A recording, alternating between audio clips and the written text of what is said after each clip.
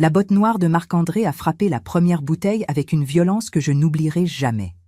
Le verre a éclaté contre les pierres de la place du marché et l'huile, notre huile de lavande précieuse, celle pour laquelle mon père avait travaillé toute une année, a commencé à couler comme une blessure dorée entre la poussière et la boue. Marc-André a ri. Ce n'était pas un rire de joie, mais un rire de pouvoir. Il s'est approché de mon père, Gérard, qui essayait de nettoyer ce désastre avec ses mains nues, et il lui a hurlé au visage devant tous les autres commerçants « Tais-toi, vieux paysan analphabète. Si tu ne me donnes pas la moitié de tes gains d'aujourd'hui avant ce soir, je te jure que demain ton stand sera fermé et que tu finiras par pourrir en cellule. » J'ai regardé mon père. Ses mains tremblaient. J'ai vu une larme couler sur son visage marqué par le soleil et la fatigue, mais il n'a pas dit un mot. Il est resté en silence, humilié au plus profond de son âme. À ce moment-là, alors que l'odeur forte de la lavande remplissait l'air, j'ai compris que les pleurs ne nous sauveraient pas. J'ai regardé Marc-André droit dans les yeux, alors qu'il crachait par terre près des pieds de mon père. Je n'ai pas baissé le regard. J'avais un plan qui prenait déjà forme dans ma tête, une façon de transformer cette huile renversée en carburant pour sa destruction. Bonjour à tous, je m'appelle Sylvie et aujourd'hui, alors que je vous raconte cette histoire, j'ai 81 ans. Je me trouve dans ma cuisine, la même où il y a bien longtemps, j'ai préparé ce panier qui allait tout changer. Avant de continuer mon récit, je vous demande gentiment de laisser un j'aime sur cette vidéo et de vous abonner à cette chaîne. C'est important pour moi de sentir votre soutien et de savoir que ces histoires touchent vos cœurs. Dites-moi dans les commentaires, d'où m'écoutez-vous aujourd'hui? J'aime imaginer vos maisons et vos vies pendant que je partage avec vous ces morceaux de mon âme. Quel genre d'histoire aimez-vous écouter le plus? Écrivez-le-moi, je lis toujours tout avec beaucoup d'attention. Revenons à ce jour sur la place, au cœur de la Provence, en 1964. L'air était chaud, chargé de l'odeur du pain frais et des herbes de Provence. Mon père, Gérard, était un homme simple. Il n'avait pas beaucoup étudié, c'est vrai. Ses mains étaient sa seule plume, et la terre était son papier. Nous avions une petite exploitation agricole, quelques hectares de champs de lavande que nous soignions avec une dévotion presque sacrée. Pour nous, chaque brin récolté était un sacrifice. Chaque litre d'huile essentielle était la promesse d'un hiver sans fin.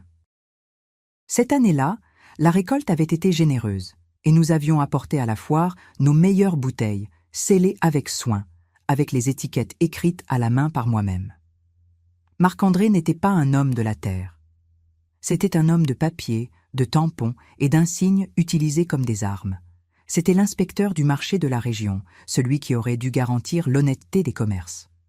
Au lieu de cela, il était devenu le parasite de chaque producteur honnête. Il se présentait avec son uniforme toujours trop serré, avec un sourire visqueux et des yeux qui ne cherchaient qu'une raison de vous donner une amende ou de saisir votre marchandise. Tout le monde le craignait. Tout le monde payait. Mon père, pourtant, ce jour-là, avait décidé de résister. Il avait besoin de cet argent pour les médicaments de ma mère, Monique, qui depuis des mois luttait contre une fièvre qui ne voulait pas la quitter. Quand Marc-André est arrivé à notre stand, il n'a même pas regardé la qualité de l'huile, il a regardé nos poches, il a réclamé son pot de vin comme si c'était un droit divin. Quand mon père a secoué la tête, disant que nous n'avions pas d'argent supplémentaire à lui donner, la fureur de Marc-André a explosé. C'est alors qu'il a frappé la marchandise, traitant mon père d'analphabète devant toute la place. Les gens se sont détournés. Personne ne voulait attirer l'attention de l'inspecteur. La solitude que l'on ressent quand on est humilié publiquement est un froid qui entre dans les os et ne s'en va plus jamais. J'ai vu mon père se courber, avec le dos brisé par la fatigue d'une vie entière, essayant de sauver ce qui pouvait l'être. Ses doigts étaient sales d'huile et de poussière. J'étais là, immobile. Je sentais mon cœur battre comme un marteau contre mes côtes, mais je n'ai pas versé une larme. Je savais que si je pleurais, Marc-André aurait gagné 2 fois. Au lieu de cela, j'ai commencé à l'observer. J'ai regardé comment il bougeait, comment il parlait avec les autres vendeurs, comment il empochait des enveloppes en papier sous les étals de fruits. J'ai remarqué qu'il utilisait une balance particulière pour les saisies, une balance qu'il portait toujours avec lui, et qui semblait avoir quelque chose d'étrange dans la façon dont l'aiguille bougeait. Marc-André est parti en riant, nous laissant là avec le désastre par terre. Mon père ne m'a pas regardé dans les yeux pendant tout le temps où nous avons rechargé la charrette avec les bouteilles rescapées. Il avait honte. Un père ne devrait jamais ressentir de honte devant sa fille à cause de la méchanceté d'un tyran, mais le monde est parfois injuste d'une manière qui coupe le souffle. Charger cette charrette a été le travail le plus lourd de ma vie. Chaque bouteille restante semblait peser comme un rocher. Pendant que nous rentrions vers la maison, le long des sentiers de terre entourés de pins, le silence entre nous était absolu. On n'entendait que le bruit des roues de la charrette sur les pierres et le chant lointain des cigales. Mon père regardait fixement devant lui, les rênes du vieux cheval serrées entre ses doigts noueux. Je savais à quoi il pensait. Il pensait à ma mère, aux dettes, à la récolte qui maintenant ne suffisait plus. Mais moi, je pensais à un panier. Un panier d'osier tressé, de ceux que nous utilisions pour les cadeaux de fin d'année aux notables du village. Dans ce panier, j'allais mettre le meilleur de notre production. J'allais mettre l'huile la plus pure, le miel le plus clair et le pain à peine sorti du four par ma mère. Mais le panier aurait un secret, un fond que Marc-André ne soupçonnerait jamais. Dans ma tête, je voyais déjà comment le construire. Il devait être parfait. Pas un millimètre d'épaisseur en trop, pas un bruit suspect si on le secouait. Il devait être le piège où sa propre avidité le pousserait à tomber. Arrivé à la maison, mon père est allé tout de suite à l'écurie. Il voulait être seul. Je suis entré dans la cuisine et j'ai commencé à déplacer les paniers vides que nous gardions sous la table. Ma mère m'a regardé depuis son lit, dans la pièce d'à côté, me demandant comment s'était passée la journée. Je lui ai répondu que c'était allé bien, que nous avions presque tout vendu. Je lui ai menti pour protéger son cœur faible, mais chaque mot était comme une pierre dans mon estomac. Je ne pouvais pas permettre que cette femme fiévreuse s'inquiète aussi pour les dettes et pour la méchanceté de Marc-André. J'ai commencé à travailler sur le panier le soir même, à la lueur d'une bougie. J'ai choisi les branches d'osier les plus flexibles et les plus résistantes. Mes mains n'étaient pas habituées à ce type de tressage fin, mais la colère me donnait une précision que je ne savais pas avoir. Pendant que je tressais, j'entendais les paroles de Marc-André résonner dans ma tête. Vieux paysan analphabète. Chaque fois que ces mots revenaient, je serrais l'osier avec plus de force. Mon père n'était pas un analphabète de la vie. Il savait lire le ciel, il savait quand la terre avait soif, il savait comment faire naître la vie d'une graine. Marc-André, avec toute son instruction et son uniforme, ne savait rien faire sinon détruire. Le plan demandait du temps et de l'observation. Je ne pouvais pas agir par impulsion. Je devais recueillir les preuves de sa corruption de manière à ce que personne ne puisse les nier. Je savais que Marc-André chercherait à nouveau mon père la semaine suivante. C'était un prédateur, et il ne lâchait pas sa proie tant qu'il ne l'avait pas complètement vidée. Mais il ne savait pas que la jeune fille qui le regardait en silence depuis le stand d'huile était en train de tisser un filet autour de lui. J'ai passé les nuits suivantes dans le hangar à outils, perfectionnant le mécanisme du double fond. J'utilisais de petits clous et de la colle de résine pour fixer une fine couche de bois de balsa qui ne pouvait être retirée qu'en appuyant sur un point spécifique du tressage extérieur. C'était un travail d'artisanat qui aurait demandé des heures à un maître vannier, mais j'avais l'urgence de la justice. Dans ce petit compartiment caché, j'allais devoir insérer quelque chose qui détruirait la carrière de Marc-André pour toujours. Quelque chose qu'il ne pourrait justifier d'aucune manière devant ses supérieurs. Pendant que je travaillais, j'entendais la respiration lourde de mon père qui essayait de dormir dans la pièce voisine. Je savais qu'il ne dormait pas vraiment. Je l'entendais se tourner et se retourner, soupirer. Je savais que sa dignité était profondément blessée. Un homme qui a travaillé toute sa vie avec honnêteté n'accepte pas facilement d'être traité comme un moins que rien par un gamin en uniforme. Cette blessure ne guérirait pas avec le temps, mais seulement avec la justice. Et j'allais la lui donner, coûte que coûte. Le jour suivant, je suis retourné au village avec une excuse. Je voulais voir Marc-André à l'œuvre encore une fois.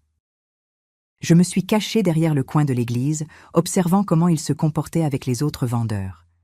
J'ai vu comment il traitait le pauvre boulanger et comment il prenait de l'argent d'un marchand de bétail arrivé de l'extérieur.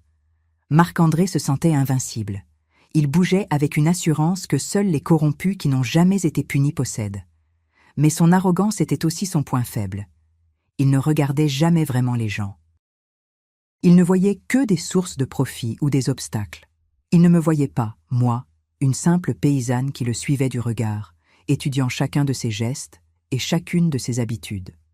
J'ai remarqué que chaque mercredi, après le marché, Marc-André s'arrêtait au café de la place pour remplir ses faux rapports. Il laissait sa sacoche en cuir sur la chaise à côté de lui, trop occupé à flirter avec la serveuse ou à se vanter de ses saisies. Cette sacoche contenait sûrement les documents de ses extorsions, les amendes jamais enregistrées et les noms de ceux qui payaient régulièrement pour être laissés tranquilles. Il me fallait un moyen d'accéder à ce matériel, ou mieux, il me fallait que ce matériel finisse là où il ne pourrait plus le cacher. En rentrant à la maison, j'ai rencontré Étienne, le fils du facteur. C'était un garçon honnête et studieux qui cherchait à entrer dans l'administration régionale. Je savais qu'Étienne détestait Marc-André autant que moi, car il avait vu comment l'inspecteur avait traité son grand-père l'année précédente. Nous nous sommes regardés et, sans avoir besoin de trop de mots, j'ai compris que je pouvais lui faire confiance. Je lui ai demandé des informations sur les supérieurs de Marc-André, sur l'homme chargé de contrôler les inspecteurs du marché. Étienne m'a parlé du commissaire régional, un homme sévère mais juste, qui allait venir en visite d'inspection dans exactement 2 semaines. Cette nouvelle était la pièce du puzzle qui me manquait. J'avais 2 semaines pour finir le panier, recueillir les preuves et m'assurer que le commissaire soit présent au moment exact où Marc-André montrerait sa vraie nature. Le défi était énorme. Si j'échouais, je mettais en danger non seulement moi-même, mais toute ma famille. Marc-André n'aurait aucune pitié. Il nous prendrait la terre, la maison, tout. Mais la pensée des larmes de mon père et du verre brisé sur la place me donnait une force qui dépassait toute peur. J'ai commencé à recueillir de petits témoignages des autres marchands, en parlant à voix basse pendant les pauses du marché. Beaucoup avaient peur, mais certains, fatigués d'être rançonnés, ont commencé à raconter. Ils m'ont parlé des billets marqués qu'ils étaient forcés de lui remettre et des balances truquées qu'il utilisait pour déclarer leurs marchandises irrégulières. Toutes ces informations étaient stockées dans ma tête. Le plan devenait de plus en plus complexe et précis. Le panier ne serait pas seulement un récipient de nourriture, mais un récipient de vérité. Ma mère continuait à empirer, et l'argent pour les médicaments manquait de plus en plus. Un soir, mon père est revenu du village avec le visage encore plus sombre. Il m'a dit qu'il avait dû vendre 2 de nos meilleures brebis pour payer une partie de l'amende que Marc-André lui avait imposée illégalement. Nous avons dîné dans un silence qui faisait mal. Chaque bouchée de pain semblait amère. Mon père évitait mon regard, comme s'il se sentait coupable de ne pas pouvoir mieux nous protéger. J'aurais voulu tout lui dire, j'aurais voulu lui dire de ne pas s'inquiéter, mais je devais me taire. Le secret était ma seule arme. Les nuits dans le hangar étaient devenues mon seul refuge. Le panier était presque fini. Le double fond fonctionnait parfaitement. J'avais aussi trouvé un moyen d'insérer à l'intérieur les preuves que je recueillais.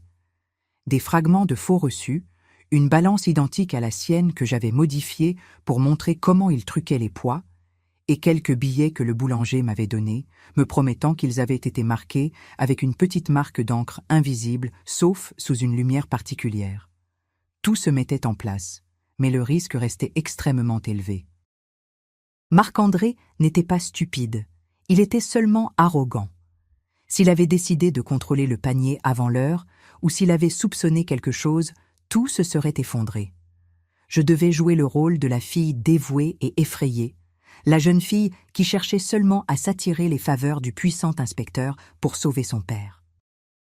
C'était un rôle que je détestais jouer, mais il était nécessaire pour m'approcher assez de lui pour le frapper là où cela faisait le plus mal, dans son orgueil et dans sa carrière. La semaine suivante, au marché, je me suis approchée de Marc-André avec un sourire forcé. Je tremblais, mais j'espère qu'il a interprété ce tremblement comme de la peur. Je lui ai dit que mon père était très désolé pour ce qui s'était passé et que nous voulions réparer les choses. Je lui ai promis que la semaine d'après, je lui apporterais un hommage spécial, un panier avec les meilleurs produits de notre terre, pour le remercier de son travail de contrôle. Marc-André m'a regardé avec une expression de triomphe dégoûtante. Il m'a caressé la tête comme on le fait avec un chien et a dit « Brave petite ». Tu vois qu'à la fin, même les têtus comme ton père comprennent comment tourne le monde? Apporte-moi ce panier mercredi prochain, et nous verrons si nous pouvons fermer les yeux sur vos irrégularités. Alors qu'il s'éloignait, j'ai senti une envie de vomir me monter à la gorge, mais j'ai serré les dents. Le premier pas avait été fait. Le prédateur avait mordu à l'appât. Maintenant, il ne restait plus qu'à attendre le jour de la visite du commissaire et espérer que le destin soit de notre côté. Chaque heure qui passait semblait un jour. Je contrôlais le panier continuellement, vérifiant que le mécanisme ne s'était pas grippé, que le bois n'avait pas pris l'humidité. J'étais devenu obsédé par ce petit objet en osier. Mon père me regardait avec suspicion. Il me voyait passer trop de temps dans le hangar et me voyait trop calme malgré la situation désespérée. Un après-midi, il m'a suivi et m'a demandé ce que je faisais avec ce panier. Je lui ai répondu que c'était un cadeau pour une amie au village. Il a secoué la tête, murmurant que ce n'était pas le temps des cadeaux, mais des sacrifices. Mon cœur s'est brisé de ne pas pouvoir l'embrasser et lui dire la vérité. Mais je ne pouvais pas courir le risque que son honnêteté transparente ne le trahisse devant Marc-André. La nuit avant le grand jour, je n'ai pas fermé l'œil. Je suis restée assise dans la cuisine à regarder le panier posé sur le table. Il ressemblait à un objet innocent, un simple hommage rural. Mais moi, je savais que dans cet osier, il y avait l'avenir de ma famille et la fin d'un tyran. J'ai pensé à toutes les personnes que Marc-André avait humiliées, à toutes les larmes qu'il avait fait verser par son avidité.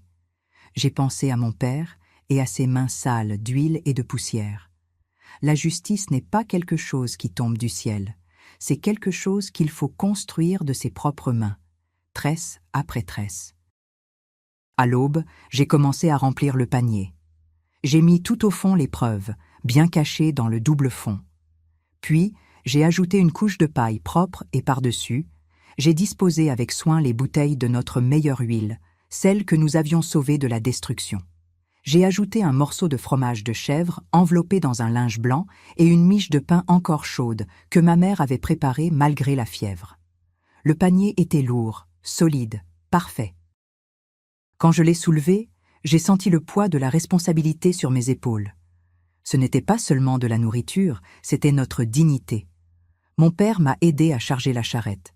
Il n'a pas posé de questions, mais j'ai vu dans ses yeux une étrange lumière. Peut-être sentait-il que quelque chose allait changer. Il m'a mis une main sur l'épaule et m'a dit « Sylvie, quoi qu'il arrive aujourd'hui, souviens-toi que nous sommes des gens honnêtes. Ne perds jamais cette flamme que tu as dans les yeux. » Je l'ai embrassé fort, sentant l'odeur de terre et de foin qui l'accompagnait toujours.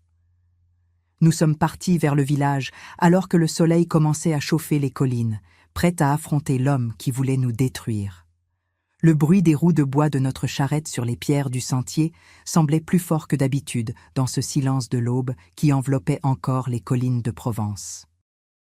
Chaque secousse, chaque nid de poule me faisait sursauter le cœur. Je regardais le panier posé entre les couvertures et je priais pour que le double fond tienne, que rien ne bouge ou ne laisse échapper un son suspect.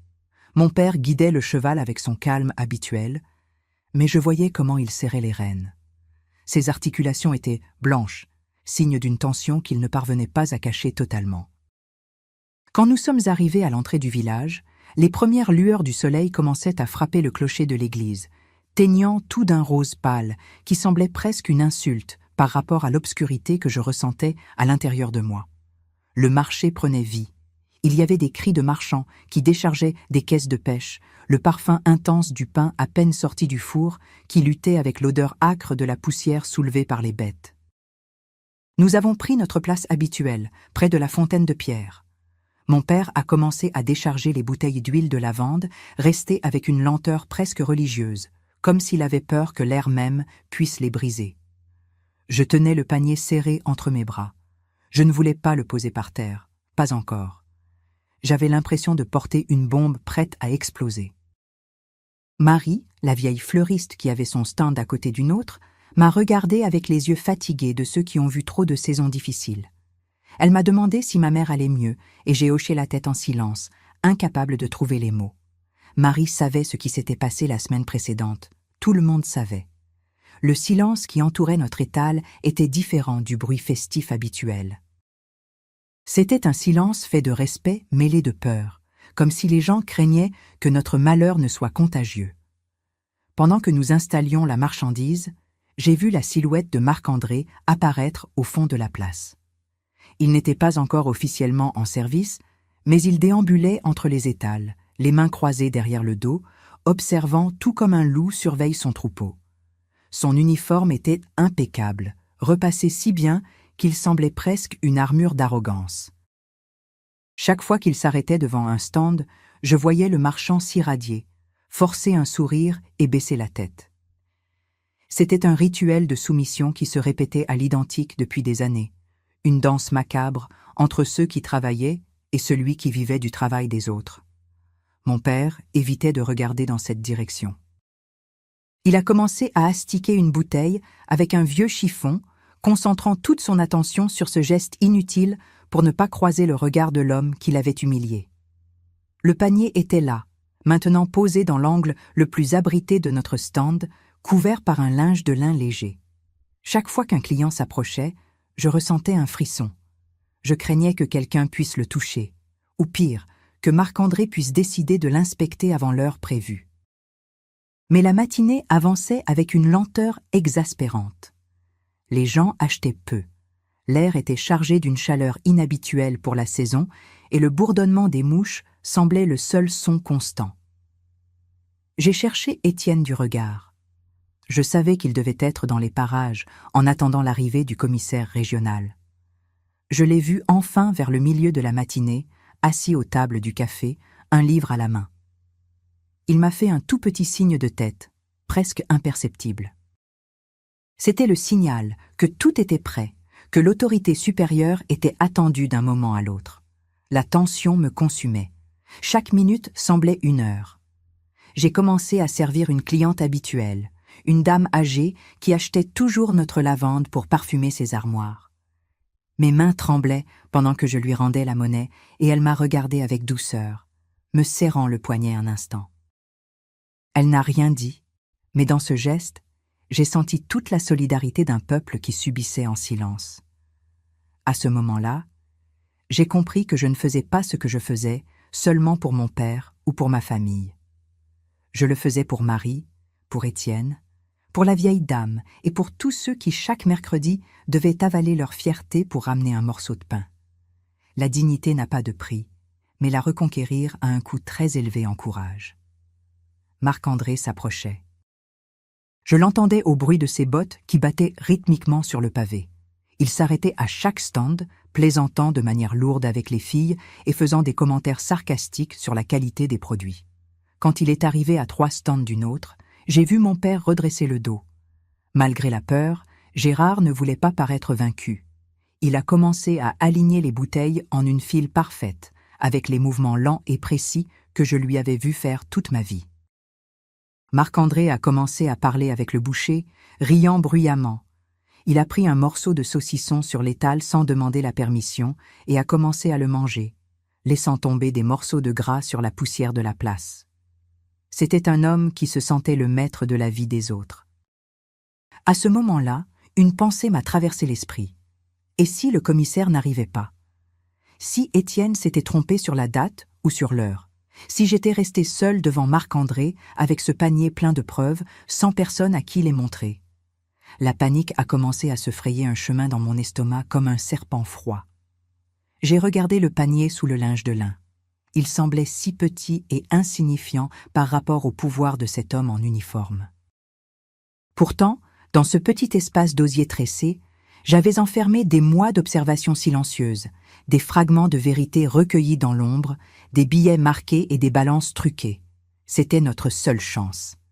Si Marc-André découvrait le truc avant l'arrivée du commissaire, il nous détruirait. Mon père m'a touché le bras, murmurant de rester calme. Peut-être avait-il remarqué ma respiration saccadée. Il m'a dit d'aller chercher un peu d'eau à la fontaine.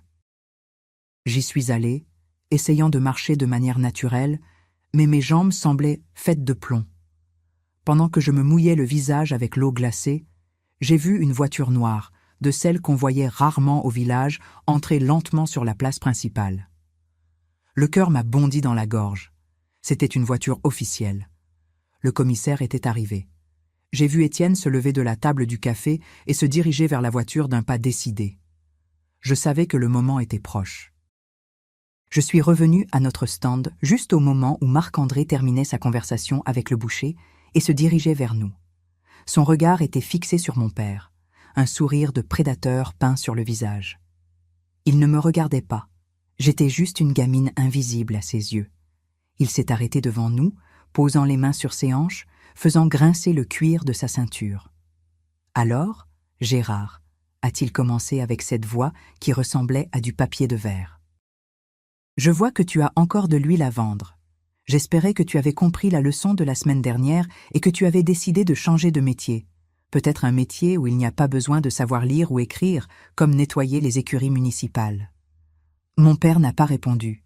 Il a continué à regarder un point fixe au-delà des épaules de Marc-André. J'ai fait un pas en avant, essayant de sourire, sentant la peau de mon visage tendue comme un tambour. « Monsieur l'inspecteur » ai-je dit avec une voix que j'espérais timide et soumise. « Mon père est très désolé. Nous avons préparé ce que je vous avais promis. Nous voulons juste travailler en paix et nous assurer qu'il n'y ait plus de malentendus sur notre marchandise. » Marc-André s'est tourné vers moi, me dévisageant avec un mélange de curiosité et de mépris. « Ah, la gamine éveillée. Je vois que tu as convaincu le vieux d'être raisonnable. Où est cet hommage? J'espère qu'il est à la hauteur du dérangement que vous me causez chaque fois par votre présence ici. » J'ai désigné le panier sous le linge de lin. Marc-André a allongé une main pour le prendre, mais je l'ai arrêté d'un geste délicat. « Il est lourd, monsieur l'inspecteur. Il y a le meilleur de notre terre. Je voudrais vous le remettre officiellement, comme signe de notre estime. » Marc-André a ri, un rire sec qui faisait gonfler les veines de son cou. « De l'estime? Vous, les paysans, vous ne connaissez pas l'estime, vous ne connaissez que la peur. Mais ça me va aussi, tant que ça porte ses fruits. » Il a saisi l'anse du panier avec une force excessive, le soulevant de terre. Il a jeté un œil sous le linge, voyant les bouteilles d'huile et le pain parfumé. Pas mal, vraiment pas mal. Peut-être qu'aujourd'hui je serai clément et que je ne contrôlerai pas l'étalonnage de votre balance. Pendant qu'il parlait, j'ai vu du coin de l'œil le commissaire descendre de la voiture noire. C'était un homme âgé, avec des cheveux gris et une expression sévère qui imposait le respect même à distance. Étienne l'accompagnait, lui parlant bas à l'oreille et désignant notre direction. Marc-André était trop occupé à savourer le contenu du panier pour s'apercevoir de ce qui se passait derrière lui. Il se sentait le roi de la place, intouchable dans son petit royaume d'extorsion et d'humiliation. Il a commencé à marcher vers le centre de la place, portant le panier avec un air de triomphe, comme s'il s'agissait d'un trophée de guerre. Mon père m'a regardé, le visage pâle. « Sylvie, qu'est-ce que tu as fait ?» a-t-il murmuré d'un filet de voix. Je lui ai pris la main, la serrant fort. « La vérité, papa. J'ai juste donné à la vérité une place où se tenir. » À ce moment-là, le commissaire a élevé la voix, appelant Marc-André par son nom. L'inspecteur s'est figé sur place.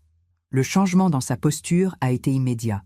Ses épaules sont descendues, son dos s'est courbé légèrement et son sourire a disparu comme la brume au soleil.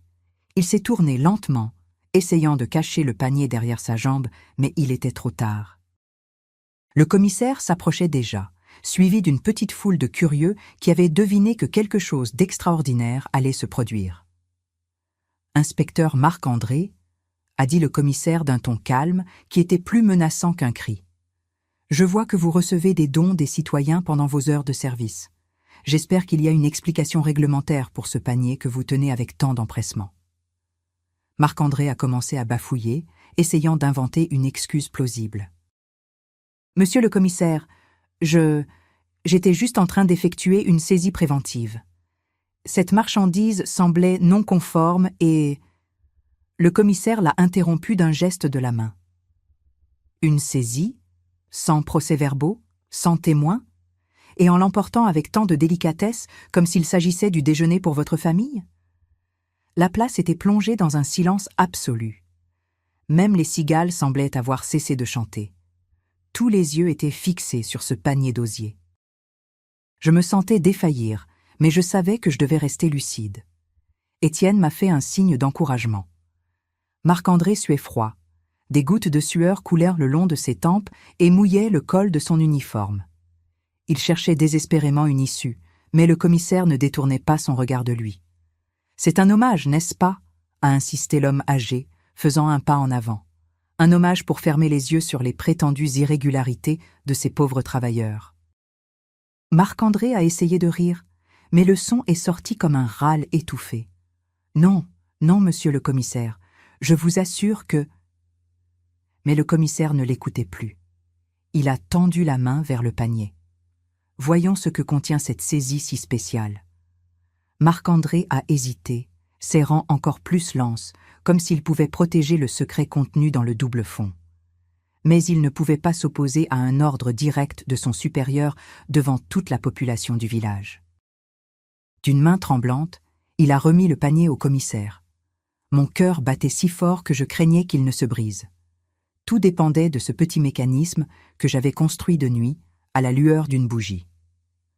Le commissaire a soulevé le linge de lin, observant les bouteilles d'huile et le fromage.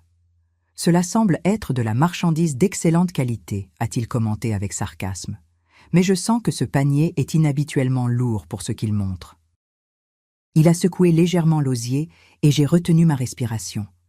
Si le fond s'était ouvert à ce moment-là, devant Marc-André, il aurait pu inventer une excuse. Mais le secret devait être révélé avec précision. J'ai fait un pas en avant, sentant les yeux de tous sur moi. « Monsieur le commissaire », ai-je dit en essayant de garder la voix ferme, « si vous regardez bien le tressage sur le côté gauche, vous verrez qu'il y a quelque chose qui ne va pas. » Marc-André m'a lancé un regard de haine pure, une promesse silencieuse de vengeance s'il s'en sortait vivant.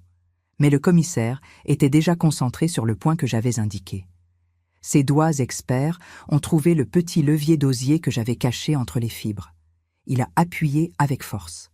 Un petit déclic s'est fait entendre, un son sec qui, dans ce silence, a résonné comme un coup de feu. Le fond du panier s'est abaissé de quelques centimètres, révélant le compartiment caché que j'avais préparé avec tant de soin. Marc-André a tressailli, faisant un pas en arrière comme s'il avait vu un fantôme. Le commissaire a glissé sa main dans l'ouverture, extrayant lentement les premiers documents que j'avais insérés. C'étaient les souches des faux procès-verbaux que Marc-André n'avait jamais remis au bureau régional. Des documents qui prouvaient comment il empochait les amendes sans les enregistrer. La foule a commencé à murmurer. Quelqu'un a crié une insulte, mais a été aussitôt réduit au silence par le geste autoritaire du commissaire. L'homme a continué à extraire du matériel. La balance truquée, les poids de plomb illégaux que Marc-André utilisait pour tromper les paysans et, enfin, les billets marqués. Marc-André était devenu d'une couleur gris cendré. Ses mains, autrefois si fortes et dominatrices, pendaient maintenant le long de ses hanches comme des branches mortes. Il ne cherchait même plus à parler. Il savait que ce n'était pas seulement une amende ou une réprimande. C'était la fin de tout. C'était la preuve irréfutable de années de vol, de menaces et d'abus de pouvoir. Le commissaire a regardé les billets à la lumière du soleil, repérant les petites marques d'encre que le boulanger m'avait garanties. Puis il a regardé Marc-André avec une expression de dégoût si profond que l'inspecteur a dû baisser les yeux pour la première fois de sa vie. À ce moment-là, mon père s'est approché de moi, passant un bras autour de mes épaules. J'ai senti sa chaleur et sa force. Il n'était plus l'homme humilié de la semaine précédente. C'était un homme qui assistait à la chute de son oppresseur. La place, qui avait été un lieu de souffrance, semblait maintenant vibrer d'une énergie nouvelle. Les gens ont commencé à entourer Marc-André et le commissaire, non plus avec peur, mais avec une curiosité chargée de justice. Marc-André a essayé de se frayer un chemin à travers la foule, espérant peut-être s'enfuir, mais Étienne et 2 autres garçons du village lui ont barré la route, restant fermes et silencieux comme des murs de pierre. Le commissaire a rangé avec soin les preuves dans une sacoche en cuir qu'Étienne lui a tendue. Puis il s'est tourné vers Marc-André avec une froideur qui faisait glacer le sang. « Inspecteur Marc-André, vous êtes relevé de vos fonctions avec effet immédiat. Vous allez être escorté à la gendarmerie où vous répondrez d'extorsion, de faux en écriture publique et d'abus de pouvoir. Et j'espère que vous avez un bon avocat, car je ferai en sorte que chaque personne que vous avez volée reçoive justice. » Marc-André a ouvert la bouche pour dire quelque chose, peut-être un dernier mensonge, mais rien n'est sorti sinon un gémissement faible. Alors que les gendarmes, qui avaient été appelés auparavant par Étienne, s'approchaient pour prendre livraison de l'inspecteur, j'ai regardé mon père. Il avait les yeux humides, mais cette fois-ci, ce n'étaient pas des larmes de honte, c'étaient des larmes de libération. Il m'a serré contre lui avec une force qui m'a coupé le souffle. « Merci, Sylvie », a-t-il murmuré à mon oreille. « Je n'aurais jamais pensé qu'une fille puisse enseigner à son père ce qu'est le vrai courage. » Ces mots ont été la plus grande récompense pour toutes mes nuits blanches, pour toute la peur que j'avais avalée et pour chaque gramme de colère que j'avais transformé en action. Marc-André a été emmené sous les sifflets de la foule. Au fur et à mesure qu'il s'éloignait, je sentais un poids énorme se soulever de ma poitrine. Mais l'histoire n'était pas encore finie. La chute d'un homme puissant ne résolvait pas magiquement tous les problèmes qu'il avait créés. Il y avait des dettes à payer, des blessures à refermer, et la santé de ma mère qui continuait à nous inquiéter. Le commissaire s'est approché de notre stand, ôtant son chapeau en signe de respect devant mon père. « Monsieur Gérard, je vous présente mes excuses au nom de l'institution que je représente. Ce que vous avez subi est intolérable. » Mon père a incliné la tête avec la dignité simple qui l'a toujours caractérisée. « Je vous remercie, monsieur le commissaire. La justice est arrivée, et c'est ce qui compte. Mais ne me remerciez pas moi. Remerciez ma fille. C'est elle qui a eu la force de ne pas baisser la tête quand tout semblait perdu. » Le commissaire m'a regardé avec un mince sourire, un éclair d'admiration dans ses yeux gris. « Vous avez une fille extraordinaire, Gérard. Une fille qui sait que le silence est complice de l'injustice. J'espère que ce village saura apprécier le trésor qu'il a parmi ses collines. » La journée s'est poursuivie dans un climat de fête incroyable. Les gens achetaient notre huile comme s'il s'agissait d'or liquide, pas seulement parce qu'ils en avaient eu besoin, mais comme geste de remerciement. Nous avions tout vendu en moins d'1 heure. Pourtant, malgré le succès et la joie, je sentais que nous devions rentrer à la maison. La victoire avait été douce, mais maintenant, nous devions affronter la réalité de notre vie quotidienne. En chargeant la charrette pour le retour, j'ai vu le panier d'osier vide au fond. Le double fond était encore ouvert, comme une bouche qui avait enfin crié la vérité. Le long de la route du retour, le silence entre moi et mon père était différent de celui de l'aller. C'était un silence plein de pensées partagées, de projets pour l'avenir et d'un lien qui s'était scellé dans le feu de l'épreuve.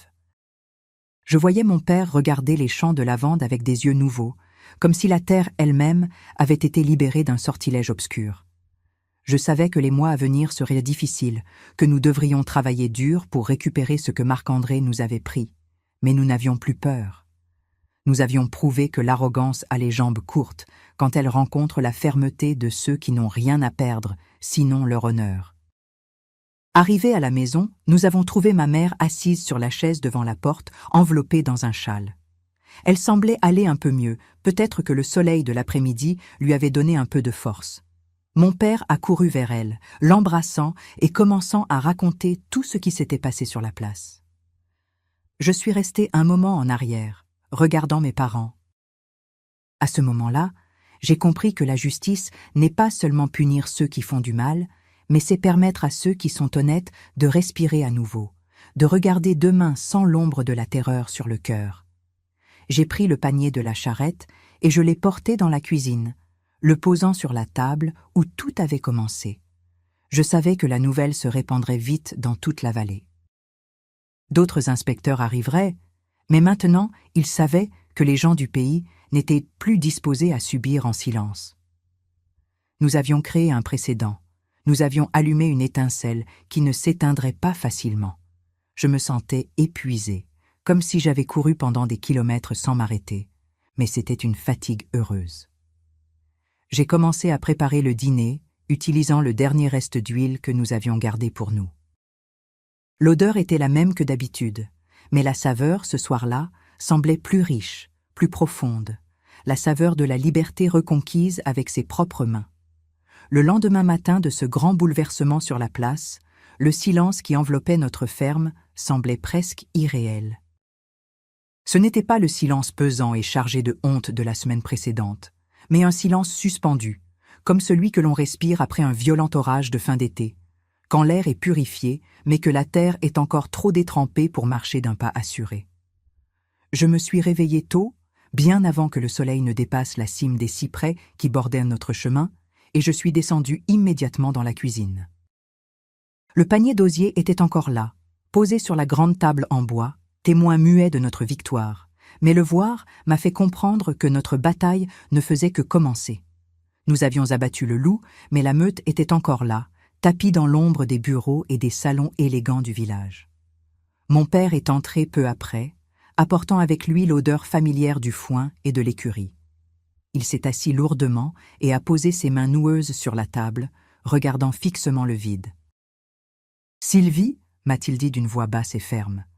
Marc-André est peut-être derrière les barreaux, mais il a des amis puissants à la mairie et à la préfecture. Des hommes qui ont mangé à sa table pendant des années. Tu ne crois pas qu'ils vont abandonner si facilement, n'est-ce pas ?» Ces paroles ont instantanément glacé la chaleur que je ressentais encore dans mon cœur. J'avais naïvement pensé qu'une fois le coupable démasqué devant tout le monde, tout reviendrait à la normale. Mais la réalité d'un village de Provence est bien plus complexe qu'une simple confrontation sur un marché. Pendant que je préparais le café, j'ai entendu le bruit d'un moteur qui s'approchait le long du sentier. Ce n'était pas le bruit familier de la charrette d'un voisin, c'était un son métallique, sec et arrogant. Nous sommes sortis sur le devant de la maison et nous avons vu une voiture sombre s'arrêter dans un nuage de poussière. Un homme maigre en est sorti, vêtu d'un costume gris, beaucoup trop élégant pour notre campagne, tenant une mallette de cuir noir à la main. Il s'est présenté comme l'avocat de Marc-André. Il ne nous a pas regardés dans les yeux, préférant fixer ses chaussures vernies alors qu'il nous expliquait froidement que nous avions tendu un piège illégal à un fonctionnaire exemplaire et que les preuves contenues dans le panier avaient été manipulées. Il a parlé de plaintes pour calomnie, de saisie de nos terres et du fait que nous passerions les prochaines années devant les tribunaux à dépenser chaque centime que nous n'avions pas. Mon père est resté immobile, comme l'un de ces vieux chênes qui ne plient jamais sous le vent. Il n'a pas répondu aux menaces, il s'est contenté d'indiquer la sortie de notre propriété d'un geste lent du doigt. L'avocat est reparti, laissant derrière lui une ombre de peur que nous n'arrivions pas à secouer. Nous savions que nous n'avions pas les moyens financiers pour une longue bataille juridique. Les gains du marché de la veille avaient servi presque entièrement à acheter les premiers médicaments pour ma mère, Monique. Mais le médecin nous avait prévenu qu'il en faudrait d'autres, bien plus coûteux, si nous voulions qu'elle surmonte enfin cette crise de fièvre qui l'épuisait. La situation était cruelle. Nous avions obtenu justice, mais cette justice semblait être un luxe que nous n'avions pas les moyens de garder. Tout l'après-midi, j'ai travaillé dans les champs de lavande, avec une colère sourde qui me rongeait les entrailles. Je frappais la terre avec ma pioche comme si je voulais punir le sol lui-même pour son indifférence. Mais alors que je travaillais sous le soleil de plomb, j'ai commencé à voir des silhouettes bouger le long de la route. C'étaient les voisins, les autres petits producteurs qui avaient assisté à la scène sur la place. Ils s'arrêtaient à notre barrière, hésitant au début. Le premier à entrer fut le boulanger, celui-là même qui m'avait confié les billets marqués. Il est arrivé dans la cour avec une corbeille de pain frais et un sac de farine. « Gérard, a-t-il dit en s'adressant à mon père, vous n'êtes pas seul. Marc-André a ruiné la moitié des familles de cette vallée. Si ce petit monsieur en costume gris pense nous intimider, il devra faire face à nous tous. » L'un après l'autre, les marchands que Marc-André avait rançonnés ont commencé à se manifester. Qui apportait du vin, qui du fromage, qui simplement une poignée de main solide et la promesse de témoigner devant le juge. Étienne, le fils du facteur qui m'avait tant aidé, est arrivé vers le soir avec une nouvelle capitale. Le commissaire régional n'avait aucune intention de laisser tomber l'affaire. Il avait lancé une enquête interne qui mettait déjà au jour des années de malversation allant bien au-delà de notre petite foire locale. Marc-André n'était que la pointe d'un immense iceberg de corruption. Mais Étienne nous a aussi avertis que le processus serait long et que la famille de Marc-André faisait des pressions incroyables pour qu'il soit libéré sous caution. Cette nuit-là, la fièvre de ma mère est remontée brusquement. J'entendais ses gémissements depuis la chambre voisine et chaque respiration difficile était comme un coup de couteau pour mon père et moi. Nous étions là, assis dans l'obscurité de la cuisine, avec la certitude que si nous devions payer un avocat, nous ne pourrions plus payer les soins pour elle. C'est à ce moment-là que j'ai compris que je devais faire un pas de plus. Il ne suffisait pas d'avoir fait arrêter l'inspecteur. Je devais m'assurer que le système ne le rejette pas à l'extérieur avant que toute la lumière soit faite. J'ai repensé aux documents que j'avais aperçus dans la sacoche de Marc-André lorsqu'il s'asseyait au café. Il y avait des noms que le commissaire n'avait pas encore vus, des noms de personnes placées bien plus haut qu'un simple inspecteur de marché. Sans rien dire à mon père, je suis sorti de la maison alors que la lune était encore haute dans le ciel. J'ai marché jusqu'au village en évitant les routes principales pour ne pas être repéré. Le café de la place était fermé, mais je savais que Marc-André avait un petit bureau privé au-dessus de l'ancien entrepôt municipal. Je savais que les gendarmes avaient apposé des scellés, mais je savais aussi que les scellés n'arrêtent pas ceux qui ont désespérément besoin de cacher des preuves compromettantes. Alors que je m'approchais de l'entrepôt, j'ai vu une lueur vacillante bouger derrière les fenêtres du premier étage. Quelqu'un était déjà là, et ce n'étaient certainement pas les autorités. Je me suis approché avec précaution et j'ai grimpé sur une vieille échelle de fer qui menait à l'arrière du bâtiment, sentant mon cœur battre si fort que je craignais que quelqu'un ne l'entende dans le silence nocturne. Par la fissure d'une fenêtre, j'ai vu 2 hommes qui vidaient précipitamment des tiroirs et jetaient des liasses de papier dans un bidon de métal où brûlait un petit feu. J'ai reconnu l'un des 2. C'était le secrétaire de la mairie, un homme qui avait toujours défendu Marc-André publiquement. Ils étaient en train de détruire les preuves du lien entre les extorsions de l'inspecteur et les financements pour la prochaine campagne électorale locale. À ce moment-là, j'ai réalisé que notre petite histoire d'offense sur la place faisait en fait partie de quelque chose de beaucoup plus sale et dangereux. J'ai tenté de m'éloigner pour aller appeler Étienne ou les gendarmes, mais le vieux fer de l'échelle a laissé échapper un grincement aigu. Les hommes dans le bureau se sont figés net. L'un d'eux s'est penché à la fenêtre et je me suis plaqué contre le mur, retenant ma respiration jusqu'à en avoir mal aux poumons. Pendant un instant qui m'a semblé une éternité, j'ai entendu leurs pas s'approcher de la porte extérieure. J'étais prise au piège sur cette échelle, suspendue entre l'obscurité et une découverte qui aurait signifié la fin de tous nos espoirs. J'ai pensé à mon père, à ma mère qui luttait contre la fièvre et à ces bouteilles d'huile brisées sur la place. La peur s'est transformée en une détermination glaciale. S'ils voulaient la guerre, ils l'auraient, mais je ne permettrai pas qu'ils brûlent la vérité avec ces morceaux de papier. Je suis parvenue à descendre de l'échelle juste au moment où la porte de l'entrepôt s'ouvrait. Je me suis cachée derrière une pile de bois de chauffage, observant les 2 hommes sortir en hâte et monter dans une voiture qui les attendait, phare éteint. Dès qu'ils sont partis, je me suis glissée à l'intérieur du bâtiment. L'air était saturé de fumée et l'odeur du papier brûlé était insupportable. Je me suis précipitée vers le bidon et j'ai utilisé un morceau de fer pour retirer les feuilles qui n'avaient pas encore été consumées par les flammes. Elles étaient noircies, chaudes, me brûlant presque les doigts, mais j'ai réussi à en sauver une petite poignée. Parmi ces restes, j'ai vu un nom qui m'a coupé le souffle. Le nom du propriétaire terrien le plus puissant de notre région, l'homme de qui dépendait le bail de la moitié des terres de la vallée, y compris la nôtre. En rentrant vers la maison, les papiers cachés sous ma chemise, je sentais le froid de l'aube s'insinuer dans mes os. La situation était bien pire que ce que j'avais imaginé. Si nous présentions ces preuves, nous risquions d'être chassés de notre terre immédiatement par ce grand propriétaire. Mais si nous ne le faisions pas, Marc-André et ses complices continueraient à détruire des vies comme si de rien n'était. Mon esprit tournait à toute vitesse. Je devais trouver un moyen d'utiliser ces documents sans condamner ma famille à la famine. Je savais que le commissaire régional était la seule personne en qui je pouvais avoir confiance, mais lui aussi était un homme de l'État, et l'État a parfois des délais trop lents pour ceux qui ont une mère mourante dans une chambre glacée. Arrivé à la maison, j'ai trouvé mon père assis sur les marches de la porte. Il m'a regardé et a compris immédiatement que j'étais sorti.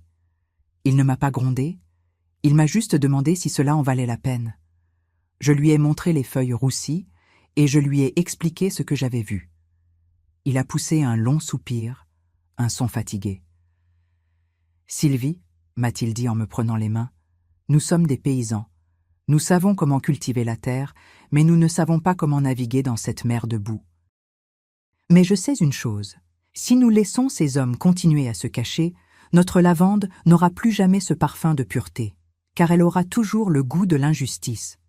Nous avons passé le reste de la matinée à essayer de déchiffrer ces documents. Il y avait des chiffres, des dates et des références à des propriétés qui n'auraient dû avoir aucun rapport avec le bureau du marché.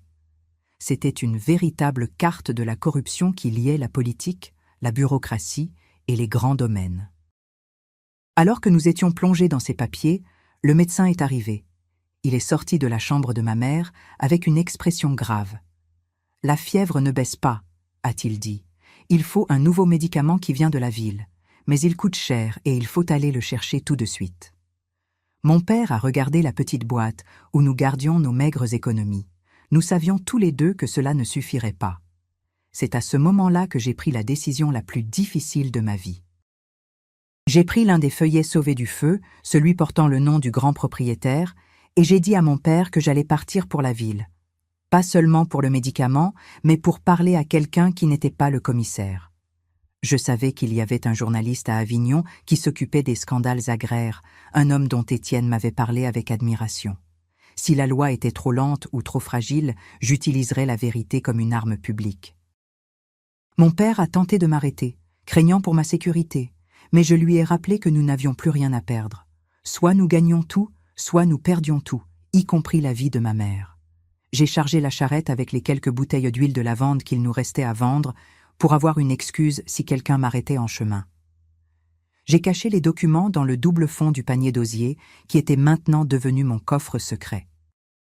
Alors que je m'éloignais de la ferme, j'ai regardé en arrière et j'ai vu mon père debout sur le seuil, une silhouette petite et solitaire face à l'immensité de la vallée. J'avais l'impression d'emporter avec moi le destin de tout notre peuple. La route vers la ville était longue et pleine de dangers, mais chaque fois que je sentais le poids du panier à côté de moi, le sourire arrogant de Marc-André me revenait en mémoire et la force coulait de nouveau dans mes veines. Je n'étais plus seulement une jeune fille qui vendait de la lavande au marché. J'étais la gardienne d'une vérité qui allait faire trembler les palais du pouvoir, et je ne m'arrêterais pas avant d'avoir vu chaque bouteille brisée être vengée par le poids de la justice. Je savais que Marc-André, depuis sa cellule, tirait les ficelles pour faire disparaître toute trace de son action. Il n'imaginait pas que la preuve la plus accablante voyageait sur une vieille charrette en bois, conduite par une jeune paysanne qui n'avait jamais vu de grande ville. La tension me nouait l'estomac, mais l'espoir était une flamme que je n'arrivais pas à éteindre. Je devais arriver à Avignon avant que les complices de Marc-André ne puissent inventer un nouveau mensonge pour couvrir leur crime. Chaque tour de roue me rapprochait de la confrontation finale, une confrontation où les insignes ou les titres de noblesse ne suffiraient plus à cacher la pourriture que nous avions découverte. Mon voyage venait de commencer, et avec lui, la partie la plus sombre et la plus décisive de notre lutte pour la dignité. Le chemin était parsemé d'embûches, et je savais que le secrétaire de la mairie et ses acolytes ne resteraient pas les bras croisés. S'ils se rendaient compte que j'avais récupéré ce qu'ils croyaient avoir détruit, ils feraient tout pour m'arrêter. Je serrais les rênes, encourageant mon vieux cheval, tout en gardant l'œil aux aguets. Le paysage défilait, les champs de vignes et d'oliviers se succédaient, mais mon esprit était déjà dans les bureaux enfumés du journal de la ville. Je devais réussir pour mon père, pour ma mère et pour l'honneur de notre terre. Le froid de l'aube m'accompagnait le long de la route poussiéreuse, alors que la charrette grinçait sous le poids de mon espérance, et de ces quelques litres d'huile de lavande que j'utilisais comme bouclier. Chaque fois que je croisais un autre voyageur ou une patrouille le long de la voie principale, mon cœur montait dans ma gorge et ma main courait instinctivement vers le panier d'osier. Je savais que si l'on m'arrêtait et que l'on fouillait le double fond, je n'aurais aucune excuse valable. Mais la chance semblait vouloir protéger ma mission et l'honneur de mon père. Je suis arrivé à Avignon alors que le soleil était déjà haut dans le ciel, et la ville m'est apparue comme un labyrinthe de pierres et de bruit, si différente de la paix de nos champs. Je me sentais petite, avec mes vêtements simples et mes mains marquées par le travail de la terre. Mais à l'intérieur de moi brûlait la certitude de celle qui sait qu'elle a raison. J'ai trouvé l'adresse du journal après avoir demandé des informations à plusieurs passants qui me regardaient avec une curiosité mêlée de dédain. Le bâtiment était imposant, avec de grandes vitres qui reflétaient le chaos de la rue. Je suis entré dans le hall, serrant le panier contre ma poitrine comme s'il s'agissait d'un trésor fragile. Un homme assis derrière un bureau de chêne massif m'a demandé ce que je voulais et j'ai, d'une voix qui ne tremblait que très peu, demandé à parler à Lorenzo.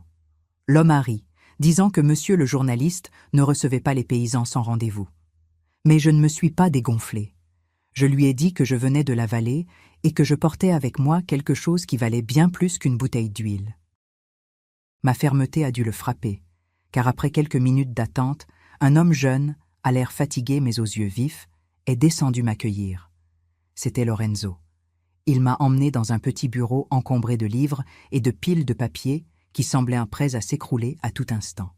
Il m'a offert un verre d'eau et m'a demandé de raconter mon histoire.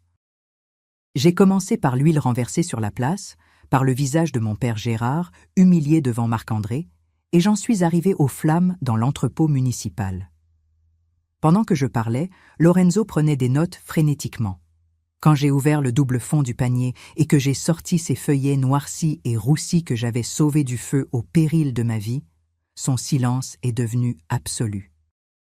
Il a commencé à examiner les documents avec une lenteur méticuleuse, utilisant une loupe pour déchiffrer les mots mangés par les flammes. « Sylvie, a-t-il dit finalement en relevant le regard, tu n'as pas idée de ce que tu as entre les mains. Ces documents ne concernent pas seulement la corruption d'un inspecteur de marché local.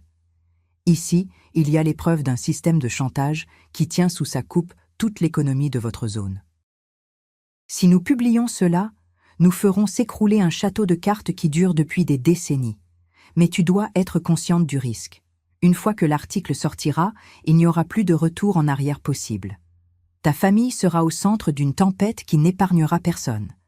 Je lui ai répondu que la tempête était déjà entrée dans notre maison, que ma mère, Monique, risquait sa vie parce que nous n'avions pas l'argent pour les médicaments à cause de ces hommes. Je lui ai dit que le silence nous tuait déjà à petit feu et que je préférais mourir en me battant que de vivre à genoux. Lorenzo m'a souri avec une tristesse qui m'a réchauffé le cœur. Il m'a promis qu'il se mettrait au travail immédiatement et qu'il enverrait un photographe au village pour documenter la situation. Il m'a donné l'argent pour les médicaments de ma mère, disant que c'était une avance sur la valeur des informations que je lui avais apportées. Je suis sortie de ce bureau en me sentant plus légère, mais aussi avec la conscience que la partie la plus dangereuse ne faisait que commencer. Je devais rentrer à la maison et protéger mon père et ma mère jusqu'à ce que l'article soit publié et que la justice s'occupe enfin de Marc-André et de ses complices. Le voyage de retour a été un cauchemar de suspects et de doutes. Chaque fois que je voyais une voiture sombre le long de la route, je pensais qu'il s'agissait des hommes du secrétaire de la mairie ou des hommes de main du grand propriétaire terrien. La ville s'éloignait et les collines revenaient à se faire proches, mais elles ne semblaient plus être le refuge sûr d'autrefois. Elles étaient devenues un territoire hostile où l'ennemi pouvait se cacher derrière chaque alignement de pins ou chaque muret de pierres sèches. Quand j'ai enfin aperçu le profil de notre ferme, le soleil se couchait, teignant le ciel d'un rouge qui ressemblait à de la braise. Mon père était dans la cour à m'attendre, faisant les 100 pas. Quand il m'a vu arriver, il a couru vers moi et m'a embrassé si fort que j'ai cru qu'il allait m'étouffer. Je lui ai donné les médicaments et je lui ai raconté ma rencontre avec Lorenzo. Nous sommes entrés dans la maison et nous avons administré la première dose à ma mère, qui semblait s'effacer entre les draps de lin. Nous sommes restés là, assis à côté de son lit, attendant un signe d'amélioration qui semblait ne pas vouloir venir. Le silence de la nuit n'était interrompu que par le bruit du vent dans les volets et par la respiration sifflante de Monique. Vers minuit, nous avons entendu un bruit de pas étouffé à l'extérieur. Mon père a saisi le vieux fusil de chasse qu'il gardait derrière la porte, mais je lui ai mis une main sur le bras pour le calmer. Je ne voulais pas qu'il devienne un criminel à cause de ces hommes sans scrupules. Nous sommes sortis sur le perron et nous avons vu des torches bouger près de la grange. Une voix que je connaissais bien, celle de l'avocat de Marc-André, a crié dans l'obscurité. « Gérard, nous savons que ta fille est allée en ville. Nous savons ce qu'elle a emporté avec elle. Donne-nous les papiers et personne ne se fera de mal. Si tu ne le fais pas, demain matin tu n'auras plus de toit au-dessus de ta tête et tu finiras tes jours dans la misère. » Mon père a fait un pas en avant, levant le fusil vers les lumières vacillantes. « Nous n'avons rien qui vous appartienne, » a-t-il crié avec une force que je ne lui avais pas entendue depuis des années. « Et si vous pensez nous effrayer encore, vous vous trompez lourdement. Ma fille a été plus courageuse que vous tous réunis, et la vérité est déjà en route, là où vous ne pouvez plus l'atteindre. » Les torches sont restées immobiles pendant un instant, puis elles se sont éloignées lentement vers la route. Nous savions qu'ils ne partaient pas vraiment, qu'ils attendaient simplement le moment opportun pour nous frapper de manière plus sournoise. Le reste de la nuit, nous l'avons passé barricadé dans la maison. Nous n'avions plus peur du noir, mais de l'incertitude. Chaque minute qui passait était une minute gagnée pour Lorenzo et pour son article de presse. Je priais pour que les rotatives du journal soient déjà en train de tourner, que les paroles d'une jeune paysanne soient sur le point de devenir le cri de justice de toute une région. Ma mère a ouvert les yeux vers l'aube et, pour la première fois depuis des jours, la fièvre semblait être tombée. Elle m'a pris la main et m'a murmuré un merci qui valait plus que tout l'or du monde. Au petit matin, Étienne est arrivé tout essoufflé sur sa bicyclette. Il tenait une copie du journal encore fraîchement imprimée. En première page, en gros caractères, il y avait toute l'histoire de l'huile renversée et de la corruption dans notre vallée. Il y avait les noms de Marc-André, du secrétaire de mairie et du grand propriétaire. Il y avait aussi les photos des documents roussis que j'avais sauvés du feu. Le village entier se réveillait avec cette nouvelle, et les autorités centrales avaient déjà envoyé des renforts pour arrêter tous les coupables mentionnés dans l'enquête. Mais la victoire n'était pas encore totale. Nous savions que ces hommes, avant de tomber, chercheraient à détruire ceux qui les avaient démasqués. Pendant que nous lisions l'article, nous avons vu une colonne de voitures noires se diriger vers notre propriété. Ce n'étaient pas les gendarmes, mais les hommes du propriétaire terrien, armés de bâtons et de bidons d'essence. Ils avaient décidé de tout brûler avant que la loi ne puisse les arrêter. Mon père m'a regardé et j'ai compris que nous devions faire un dernier choix. Nous pouvions fuir ou nous pouvions défendre notre terre et notre dignité jusqu'au dernier souffle. J'ai pris le panier d'osier, maintenant vide mais encore imprégné de l'odeur de la bonne lavande, et je me suis mise à côté de mon père sur le seuil de la maison. Je ne tremblais plus. La colère s'était transformée en une calme résolution. Je voyais les voitures s'approcher, j'entendais les cris de ces hommes qui se croyaient maîtres du monde, mais je sentais aussi le poids de la justice qui allait s'abattre sur eux. Nous avions allumé un incendie que personne ne pourrait éteindre avec de l'essence. La vérité était dehors, et avec elle la fin de leur empire de boue et de peur. À ce moment précis, alors que la première voiture allait franchir notre portail, nous avons entendu le son des sirènes au loin. Ce n'étaient pas les sirènes faibles des gendarmes locaux, mais celles puissantes de la police arrivée directement d'Avignon. Étienne avait prévenu Lorenzo que les complices de Marc-André tenteraient une dernière manœuvre désespérée, et le journaliste avait fait en sorte que la loi soit là pour nous protéger au moment critique. Les voitures noires se sont arrêtées brusquement, et les hommes à l'intérieur ont compris que leur course était finie. La boue allait enfin être balayée par l'eau propre de la vérité. Je regardais mon père, et je voyais ses larmes couler librement. Ce n'étaient pas des larmes de honte, mais de triomphe. La terre était à nous, l'honneur était sauf, et Marc-André ne frapperait plus jamais une bouteille d'huile de sa vie. Mais je savais que cette victoire laisserait des cicatrices profondes que nous devrions soigner avec le temps. Notre vie ne serait plus jamais la même, mais nous étions libres. Et la liberté, comme le bon produit de la terre, a une saveur que l'on ne peut plus oublier une fois qu'on y a goûté. Le moment était venu de clore les comptes avec le passé et de regarder demain la tête haute, prêt à reconstruire tout ce que la haine avait tenté de détruire. Les agents ont commencé à sortir des voitures de police, encerclant les assaillants avant même qu'ils ne puissent descendre de leur véhicule. Le silence s'est installé sur la cour, un silence de fin de règne pour ceux qui nous avaient opprimés. Mon père a posé son fusil et s'est assis sur le banc de bois, les yeux fixés sur l'horizon. Il semblait enfin respirer, pour la première fois depuis des années. Je me suis approché de lui et j'ai posé ma main sur son épaule. Nous avions réussi, père. Il a simplement hoché la tête, incapable de parler tant l'émotion était forte. La lumière du matin commençait à illuminer nos champs de lavande, promettant une nouvelle saison, une saison de paix et de dignité retrouvée. Tout ce que nous avions risqué en valait la peine. Les regards méprisants, les menaces, la maladie de ma mère, tout cela faisait maintenant partie d'un passé que nous pouvions enfin laisser derrière nous.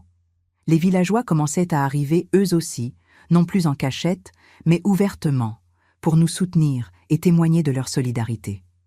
Le règne de la peur était terminé, balayé par le courage d'une jeune fille et l'obstination d'un père honnête. Nous étions redevenus les maîtres de notre destin, et rien ne pourrait plus nous enlever cette fierté.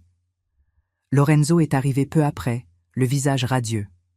Son article allait faire grand bruit dans tout le pays, et d'autres enquêtes allaient en suivre. Il m'a serré la main avec respect, me traitant non plus comme une simple paysanne, mais comme une alliée précieuse. J'ai souri, sentant une chaleur nouvelle m'envahir. La justice était en marche, et rien ne pourrait plus l'arrêter. Nous avions gagné la bataille, et la guerre contre la corruption était désormais lancée à une échelle que nous n'aurions jamais imaginée.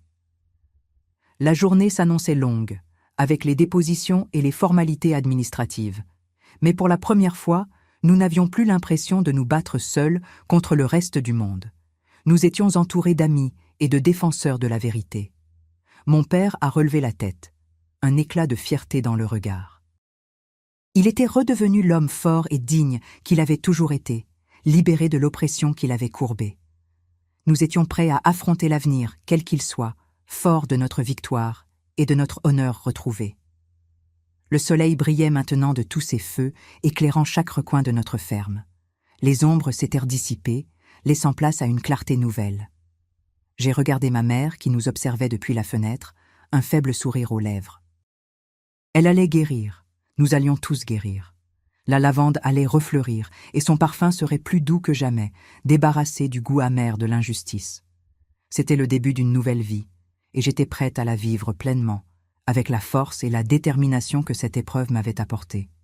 Nous avons passé le reste de la matinée à discuter avec les policiers et les journalistes, racontant notre histoire encore et encore. Chaque récit était une pierre de plus ajoutée à l'édifice de notre victoire.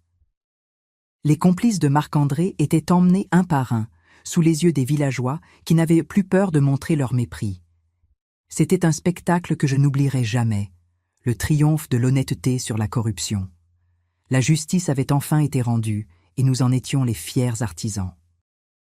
Alors que le calme revenait peu à peu sur la ferme, je me suis assise un instant sur le seuil, regardant les champs s'étendre à perte de vue. J'ai pensé à tout ce que nous avions traversé, à la peur qui nous avait tenaillés et à la joie qui nous inondait maintenant. La route avait été longue et difficile, mais le résultat était au-delà de toutes nos espérances. Nous avions sauvé notre terre, notre famille et notre honneur. C'était la plus belle des victoires, celle que l'on obtient avec son cœur et sa volonté. Et je savais que, quoi qu'il arrive, nous serions toujours prêts à nous battre pour ce qui est juste. Les sirènes ne s'arrêtaient plus de hurler. Un son qui déchirait l'air immobile de la vallée et qui semblait enfin donner une voix à toute la douleur silencieuse que nous avions accumulée pendant des années. J'ai regardé les voitures noires des complices de Marc-André être encerclées par les agents arrivés d'Avignon. Les hommes qui, quelques instants plus tôt, hurlèrent des menaces et brandissaient des bidons d'essence, sont devenus soudainement petits, presque ridicules dans leurs chemises coûteuses, les mains levées au-dessus de la tête. Le grand propriétaire terrien, celui qui tenait les fils de nos vies et qui pensait être au-dessus des lois divines et humaines, a été forcé de descendre de sa voiture de luxe avec un tel manque de cérémonie que son chapeau de feutre est tombé dans la boue. Cette même boue où, une semaine auparavant, Marc-André avait frappé les bouteilles de mon père. Personne n'a pris la peine de le ramasser. Mon père Gérard est resté immobile sur le perron, le fusil désormais abaissé et posé au sol. Je le regardais de profil et je voyais ses épaules se redresser centimètre après centimètre, comme si un poids invisible mais énorme venait d'être retiré de son dos voûté. Il n'a pas dit un mot de triomphe. Il n'en avait pas besoin. Son silence était la condamnation la plus lourde pour ces hommes qu'il avait traités d'analphabètes et de moins que rien. À ce moment-là, Étienne, le garçon qui était devenu notre ange gardien, s'est approché de nous avec un sourire fatigué mais radieux. Il m'a regardé dans les yeux et a hoché lentement la tête. « C'est fini, Sylvie », a-t-il dit d'une voix qui tremblait sous le coup de l'émotion. « Pas seulement pour vous, mais pour toute la région. Ce que tu as fait a déterré un nid de vipères que personne n'avait jamais eu le courage de toucher jusqu'ici. » Pendant que les arrestations se poursuivaient, j'ai vu arriver Lorenzo, le journaliste. Il avait son appareil photo autour du cou et il capturait chaque instant de cette justice tardive mais implacable. Il m'a expliqué que son article avait provoqué un soulèvement populaire inattendu. Les gens du village, en lisant notre histoire, avaient trouvé la force de sortir de l'ombre. Des dizaines de plaintes avaient été déposées en quelques heures seulement à la préfecture. Marc-André, depuis sa cellule, avait commencé à parler dans l'espoir d'obtenir une réduction de peine, dénonçant tous ses complices un par un. Le château de cartes s'était écroulé avec un bruit sourd qui allait résonner pendant des décennies dans notre mémoire collective. Nous sommes rentrés dans la maison et la première chose que j'ai faite a été d'aller dans la chambre de ma mère. Monique était réveillée. Les couleurs étaient revenues sur ses joues et sa respiration n'était plus ce sifflement déchirant qui nous avait enlevé le sommeil. Je lui ai donné un peu d'eau et je lui ai murmuré à l'oreille que nous ne devions plus avoir peur, que la terre était encore à nous et que personne ne nous chasserait plus jamais. Elle m'a souri et j'ai vu dans ses yeux la même lumière que lorsque j'étais petite et qu'elle me disait que l'honnêteté est le seul trésor que personne ne peut vous voler, pas même le voleur le plus puissant. Mon père s'est assis au pied du lit et lui a pris la main, restant ainsi pendant des heures, alors qu'à l'extérieur, le monde changeait et que la justice faisait son œuvre. Les semaines qui ont suivi ont été une succession de rencontres avec des avocats de l'État, de témoignages et de procès. Ce n'était pas facile de revivre chaque insulte, chaque menace devant un juge. Les complices de Marc-André ont essayé par tous les moyens de nous discréditer, de prétendre que nous avions tout inventé pour ne pas payer les taxes dues au marché. Mais la preuve du panier d'osier était irréfutable. Ce double fond, construit avec rage et précision pendant mes nuits de solitude dans le hangar, était devenu le symbole de la résistance paysanne. Tout le village en parlait. Les gens commençaient à m'appeler la fille au panier, un nom que je portais avec fierté, car je savais ce qu'il m'avait coûté pour l'obtenir. Marc-André a été condamné à de nombreuses années de prison. Il a tout perdu, son poste, son insigne et sa dignité. La dernière fois que je l'ai vu, pendant le procès, il n'était plus le loup prédateur qui frappait nos bouteilles. C'était un homme brisé, le regard fixé au sol, évité par tout le monde, même par ses propres avocats. Le grand propriétaire terrien a dû vendre une grande partie de ses domaines pour indemniser les familles qu'il avait escroquées par l'intermédiaire de Marc-André. Beaucoup de terres qui avaient été volées illégalement sont revenues à leurs propriétaires légitimes, et notre petite exploitation a enfin été libérée de la dette injuste qui nous étouffait chaque jour un peu plus. Avec l'argent récupéré et le succès de la vente de notre huile de lavande, que tout le monde voulait maintenant goûter comme s'il s'agissait d'un produit miraculeux, nous avons réussi à remettre la maison en état. Nous avons réparé le toit, repeint les volets, et surtout, nous avons pu garantir à ma mère les meilleurs soins possibles. Monique a guéri complètement. Elle a retrouvé la force de marcher parmi ses plants de lavande, les soignant un par un, comme s'il s'agissait de ses propres enfants. Mon père Gérard a vécu encore de nombreuses années, et il n'a plus jamais eu à baisser les yeux devant quiconque. Il est mort un soir d'été, assis sur la même véranda où nous avions affronté les hommes du propriétaire terrien, avec un sourire de paix sur le visage de celui qui sait qu'il laisse un monde un peu plus juste qu'il ne l'a trouvé. Aujourd'hui, en 2026, alors que je vous raconte cette histoire, je suis assise dans la même cuisine qu'autrefois. J'ai 81 ans et mes mains sont ridées comme l'écorce des oliviers qui entourent ma maison. Le panier d'osier original est toujours là, sur une étagère, un peu poussiéreux, mais intact. Chaque fois que je le regarde, je me rappelle que peu importe la puissance de celui qui cherche à vous écraser, la vérité a un poids qui finit toujours par briser les jambes du mensonge. J'ai enseigné à mes enfants et à mes petits-enfants que la dignité ne s'achète pas et ne se vend pas, et que parfois une simple paysanne peut faire trembler les palais si elle a le courage de ne pas rester silencieuse. Je sais qu'il y a des femmes et des hommes là-bas qui vivent la même injustice que celle que nous avons vécue, des personnes qui se sentent petites devant le pouvoir et qui pensent qu'il ne vaut pas la peine de lutter. À eux, je veux dire que le karma n'est pas une force magique qui tombe du ciel, mais c'est le résultat des actions de ceux qui n'acceptent pas de se faire piétiner. La justice a besoin de mains qui tressent l'osier, d'yeux qui observent, et de cœurs qui ne se laissent pas empoisonner par la peur. Ma victoire n'a pas été seulement de voir Marc-André menotter, mais cela a été de voir mon père mourir avec son honneur intact et sa terre sous ses pieds. Je vous remercie de m'avoir écouté aujourd'hui, de m'avoir permis de partager avec vous cette partie si intime et douloureuse, mais aussi si belle, de ma vie. Raconter ces histoires m'aide à maintenir vivante la mémoire de mon père et de ma mère, et j'espère que cela pourra servir à l'un d'entre vous comme une lumière dans l'obscurité. Si mon histoire vous a touché, si vous avez ressenti ce nœud à la gorge que j'ai ressenti ce jour-là sur la place, n'hésitez pas à laisser un j'aime et à vous abonner à ce canal. Chaque abonnement est une façon de faire en sorte que ces voix ne soient pas oubliées et que la dignité des gens simples continue d'être racontée. Partagez cette vidéo avec les personnes que vous aimez ou avec ceux qui, selon vous, ont besoin d'un peu d'espoir aujourd'hui.